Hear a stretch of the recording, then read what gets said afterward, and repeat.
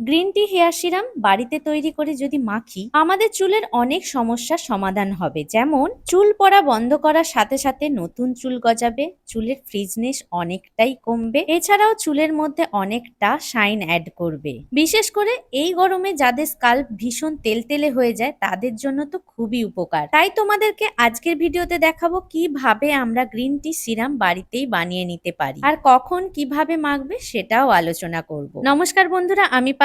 আজকে আমার ভিডিও যারা নতুন দেখছো অবশ্যই চ্যানেলটাকে সাবস্ক্রাইব করে রাখো, আর যারা এখনো পর্যন্ত সাইডে দেওয়া বেল আইকনটা টেপোনি অবশ্যই টিপে রাখো। প্রথমেই আমি এখানে 2 কাপ মিনারেল ওয়াটার নিয়ে নিয়েছি আর তাতে 4 থেকে 5 চামচ গ্রিন টি দিয়ে দিলাম। এবার এটাকে একটুখানি ফুটতে দিতে হবে। ফুটে ফুটে জলটা যখন 1 কাপে পরিণত হবে তখন গ্যাসটাকে বন্ধ করে দেব। তারপরে চায়ের এই জলটাকে আমরা ছেঁকে নেব এবং ছাকার পরে আমরা এটাকে ঠান্ডা হতে দেব। গ্রিন টি হেয়ার সিরামটা আমরা যদি মাখি আমরা কয়েকদিনের মধ্যেই একটা স্বাস্থ্যোজ্জ্বল চুল পেয়ে যাব।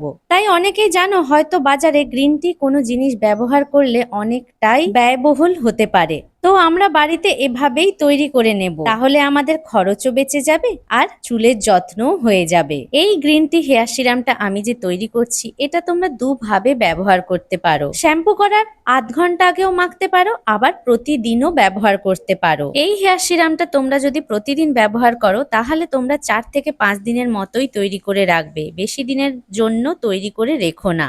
আর যতদিনই রাখবে ততদিন যেন ফ্রিজেই থাকে। তাই কিছুটা পরিমাণ আমি একটা বাটিতে ঢেলে নিলাম। এবার এতে আমি মধু অ্যাড করব।